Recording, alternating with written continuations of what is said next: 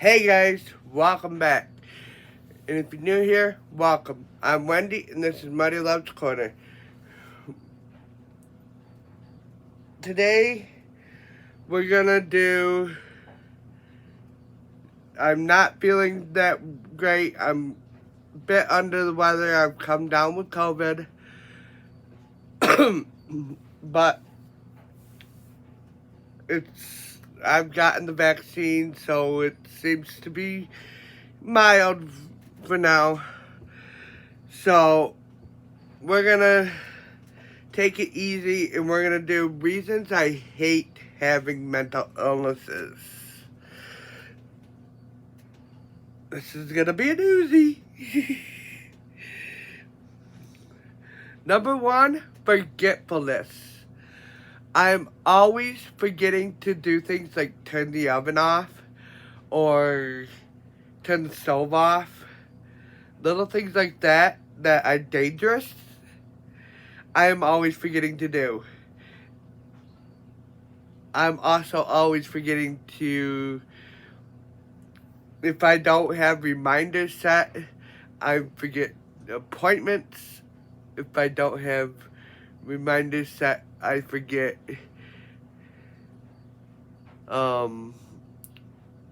everything.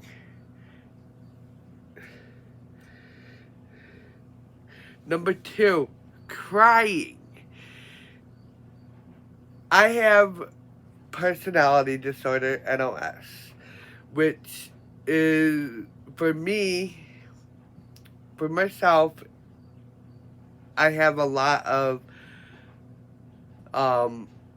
symptoms that come from borderline and other personality disorders. But a lot of my symptoms come from borderline as well. And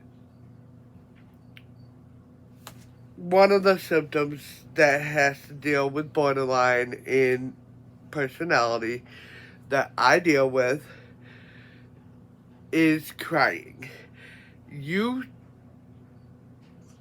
it also has to deal with my PTSD as well. If you speak to me in a certain tone of voice or you yell at me, I immediately break down in tears. And I hate that. Every time I turn around, I am crying over something little. And I can't stand that. I wish I could handle my crying. I fight so hard to fight back the tears, and they still flow away. Number three, having days where I just can't get out of bed. That explains itself. The depression can be, I don't have many days like this, but there's days where the depression can hit me so hard that I just don't want to get out of bed. But luckily, that hasn't been happening for a long time. I've actually been doing pretty good with my depression. Number four, having no energy to do anything. Number five, racing thoughts. Now this one is, the racing thoughts are so hard to keep track of. You can't stop them, and you can't slow them down. They just keep going and going and going and going and going and going and going. And it's horrible. Number six, when you have to go into the psych ward. Now that is the worst one of all. Thankfully, I have not had to be in the psych ward in several years.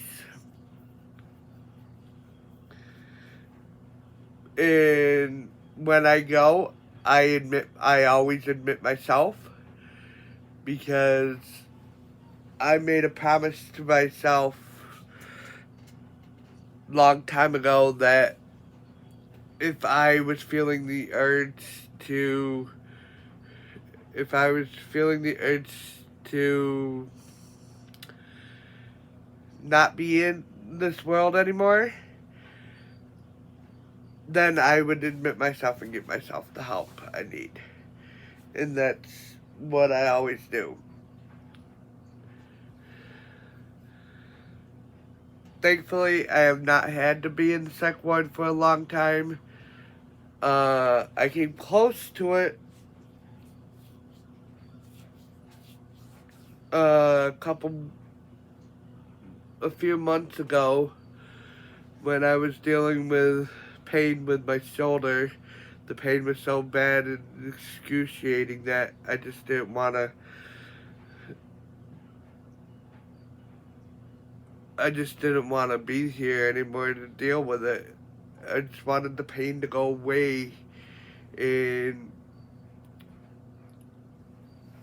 the doctors at the hospital talked to me, and they talked to my boyfriend, and they decided to put my boyfriend in charge of my meds, and gave me what I needed for the pain.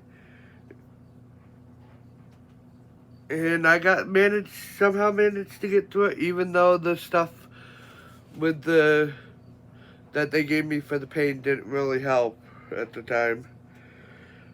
Number 7, the judgments. I hate the judgments that I get. You're just being lazy, or you just don't want to do anything, and so forth and so forth. Number 8, not being able to get things done. I constantly start things and don't have it in me to finish them. I either don't have the energy or the willpower in me to finish them. And it sucks. Number 9, not being understood. This one is the hardest one when it comes to others. I break into tears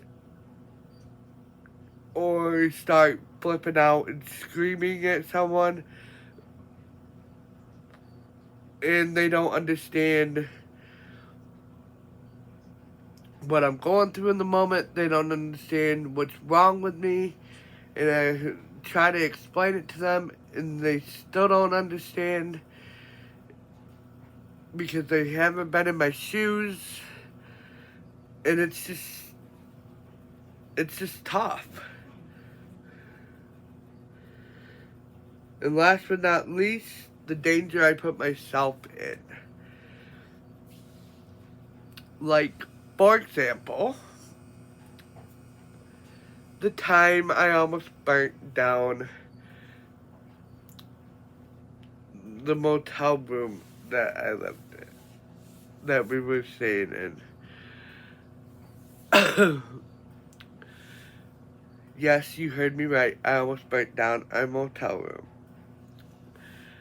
What happened was I fell asleep and was sleeping for the night,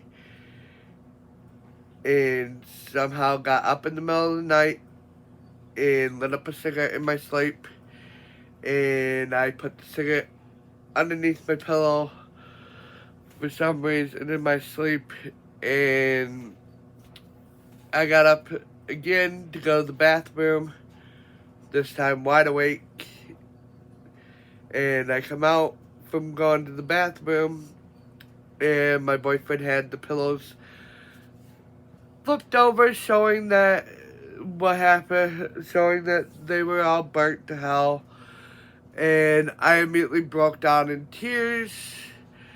Couldn't believe that I almost did that. And I was literally bawling my eyes out. So scared that I could have almost killed us. And surprisingly, my boyfriend was calm. He didn't yell at me. He calmed me down. Told me he understood. I couldn't control myself. We just had to take steps so that it didn't happen again. And that we did. We moved my cigarettes away from me when I was in bed sleeping at night. They were in a completely different part of the room.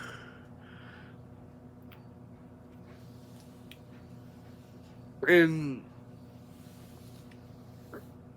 it never happened again. And I also, a few years later, which was a couple years ago, I quit smoking. So that will never happen again, because I quit. But those are 10 things that I hate about having mental illnesses. Could probably come up with more. If you like this and you would like to hear more, snap a like and maybe I'll do a sequel. That being said, I love ya. Have a good day.